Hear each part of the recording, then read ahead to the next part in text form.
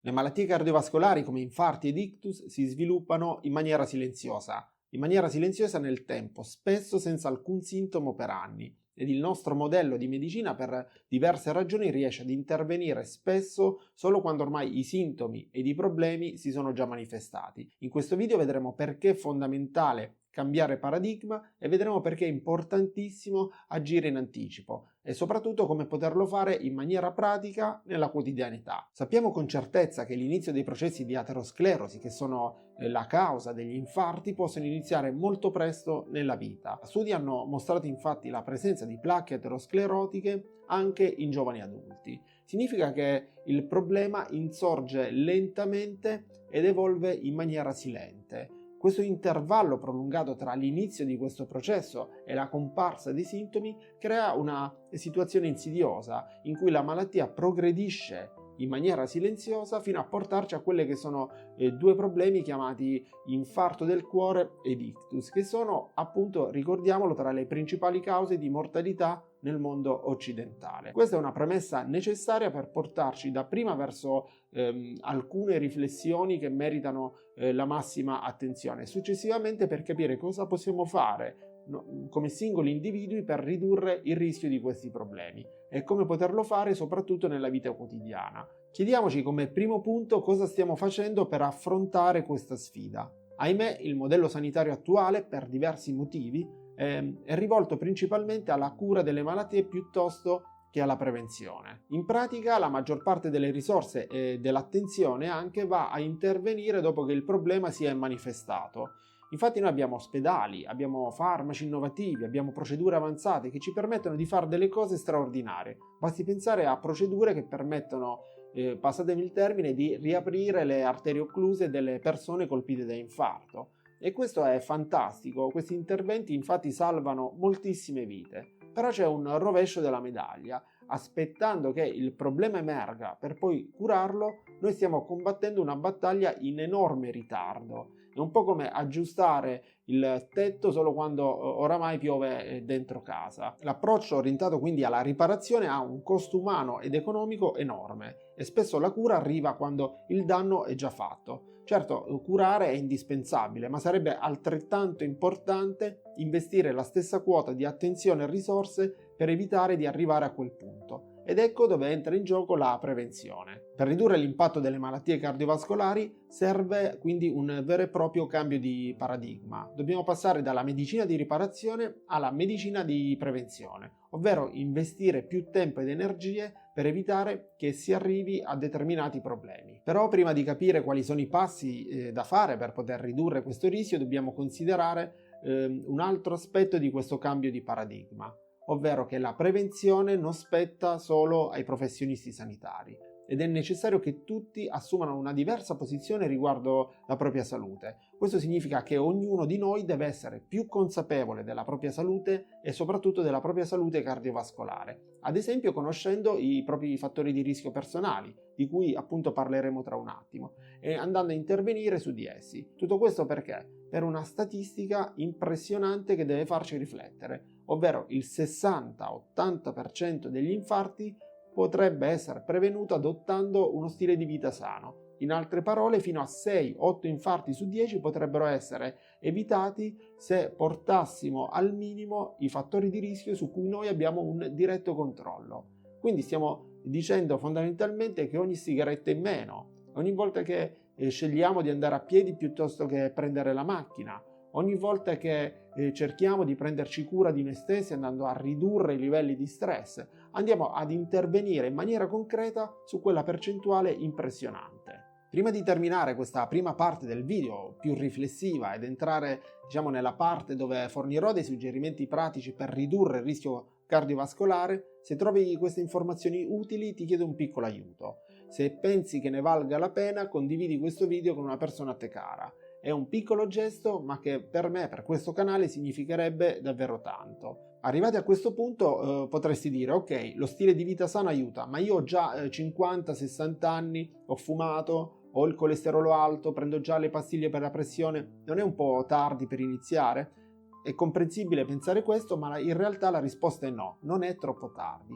Anche se per anni hai avuto delle abitudini, diciamo così, non perfette, ogni cambiamento positivo che si introduce, anche a partire da quest'età, può ridurre il tuo rischio nei prossimi anni. Ad esempio, anche a partire dai 60 anni, se inizi a fare un po' di attività fisica e migliori l'alimentazione, riducendo l'introito calorico, preferendo una dieta mediterranea, potresti abbassare un po' la pressione, vedere il colesterolo scendere e così via. Questi miglioramenti, uniti ai farmaci che eventualmente prendi, amplificheranno l'effetto protettivo. Ed anche se poi i farmaci dovessero rimanere necessari, l'importante è che avrai abbassato il rischio di imbatterti in un infarto o in un ictus. Però per poter mettere in atto un serio cambiamento, un serio cambio di questo paradigma e mettere al centro la medicina di prevenzione, dobbiamo capire da che punto stiamo partendo, attraverso una corretta valutazione del rischio personale. E qui seguitemi bene. Esistono diversi sistemi ed algoritmi che ci permettono di stimare qual è il nostro rischio individuale di malattie cardiovascolari ischemiche. Quindi fondamentalmente ci permettono di valutare il nostro rischio di infarto. Quello che io utilizzo attualmente è lo Score 2. Nel momento in cui registro il video è quello più recente redatto dalla Società Europea di Cardiologia e si calcola utilizzando di solito dei dati facilmente disponibili come età, sesso, fumo o meno, pressione arteriosa sistolica o pressione arteriosa massima, il colesterolo non HDL, che in pratica è il colesterolo totale meno il colesterolo HDL. Mettendo assieme tutti questi parametri riusciamo a capire il nostro rischio a 10 anni. Quindi può essere un rischio basso, un rischio moderato alto e così via. Su internet, sui motori di ricerca, scrivendo Score 2 troverete diversi strumenti gratuiti che potrete utilizzare. Questo è già un ottimo punto di partenza, però al di là del singolo punteggio ci sono diversi esami che possono essere suggeriti per valutare al meglio il nostro punto di partenza. Io vi parlerò di due test che ritengo fondamentali. Il primo è il dosaggio dell'ApoB. Che cos'è? ApoB sta per apolipoproteina B, una proteina presente sulle particelle che trasportano il colesterolo cattivo nel sangue, come l'LDL, le VLDL e così via. In parole semplici, misurare l'ApoB significa misurare quante particelle aterogene, ovvero in grado di favorire l'aterosclerosi, stanno circolando nel sangue. E perché è utile? Perché studi recenti indicano che i livelli di ApoB sono un indicatore molto preciso del rischio cardiovascolare. In pratica, se ApoB è alta, significa che in circolo ci sono molte particelle potenzialmente aterogene, ovvero in grado di favorire l'aterosclerosi. Ed il secondo test di cui vi voglio parlare è un esame talmente banale che viene sottovalutato da moltissime persone, ovvero la misurazione della pressione arteriosa. Attenzione, perché questa non è una banalità. L'ipertensione, ossia la pressione arteriosa elevata, è talmente importante che viene chiamata killer silenzioso, perché di solito non dà sintomi finché non ha già fatto danni. Puoi sentirti benissimo avere la pressione alta per anni senza saperlo. Nel frattempo, però, la pressione eccessiva tende a mettere sotto stress continuo le arterie. Ecco perché è fondamentale controllare la pressione regolarmente e bastano davvero pochi minuti con un misuratore a casa oppure in farmacia o dal medico. Questo ti permetterà di capire se sei nei valori giusti.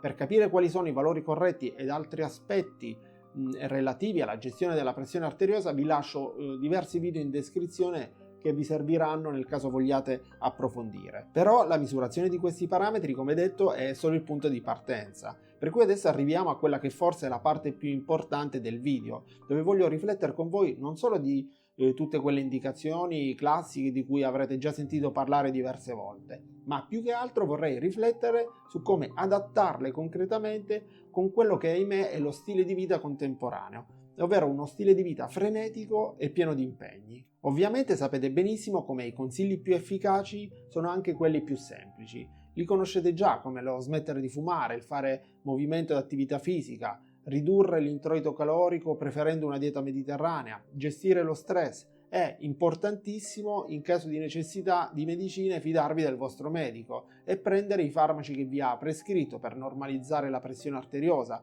o per ridurre i valori di colesterolo. Ed attenzione che questo è un punto cruciale. Se per il sentito dire di conoscenti o di qualcuno che avete ascoltato online evitate di prendere i farmaci che il vostro medico ritiene necessari per ridurre il rischio di infarto, voi state lasciando il tempo necessario a questi fattori di rischio di agire in maniera indisturbata e di questo ne dovete essere consapevoli. Ma appunto con lo stile di vita contemporaneo noi potremmo sentirci un po' sopraffatti, ovvero stiamo dicendo di non fumare, di mangiare sano, di fare esercizio fisico, di controllare la pressione e il colesterolo. Però questi aspetti delle volte possono scontrarsi con la vita reale. Ad esempio, se hai un lavoro impegnativo, oppure dei figli da crescere o genitori anziani di cui occuparti, le tue giornate sono talmente piene che rischi di arrivare a sera sfinito.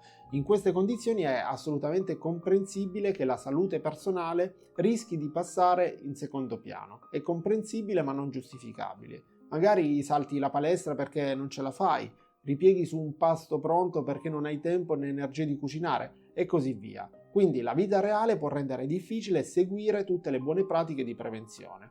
Tuttavia in questi casi potrebbe essere utile, perlomeno all'inizio, abbassare l'asticella degli obiettivi. Non serve diventare un atleta professionista o un maniaco della dieta, anche piccoli cambiamenti inseriti pian piano nella routine possono fare la differenza. Se non hai un'ora al giorno per la palestra, fai 20 minuti di camminata sotto casa. Se non hai il tempo necessario per dedicarti all'esercizio fisico organizzato, parcheggia la macchina un po' più lontano rispetto al luogo di lavoro o al supermercato.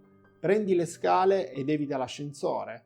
Se non riesci ad esempio a rivoluzionare la tua dieta dall'oggi al domani, cosa che in realtà non dovresti fare, inizia riducendo lievemente le quantità di quello che mangi, preferendo l'aggiunta di un frutto ogni giorno o togliendo lo zucchero dal caffè. Ogni piccolo passo può quindi aiutarci a modificare le abitudini non salutari. In pratica fare qualcosa, anche in maniera imperfetta, è meglio di non far nulla. E vedrai che appena inizierai a sentirti meglio ed a raggiungere i piccoli obiettivi, troverai ancora più motivazione per continuare. Ecco perché io sono assolutamente convinto che in alcuni casi ambire alla perfezione possa essere addirittura controproducente. Quindi abbiamo 3 messaggi fondamentali da portarci a casa. L'aterosclerosi inizia molto prima che ce ne accorgiamo. Infarti ed ictus sono nemici diffusissimi ma in gran parte prevenibili e abbiamo capito quanto sia fondamentale spostare l'attenzione sulla prevenzione e soprattutto che questo può essere fatto solo ed esclusivamente con la partecipazione attiva di tutti. Ed in questo video ho approfondito uno degli aspetti cruciali di cui abbiamo parlato. Ci vediamo al prossimo e come al solito vi mando un abbraccio.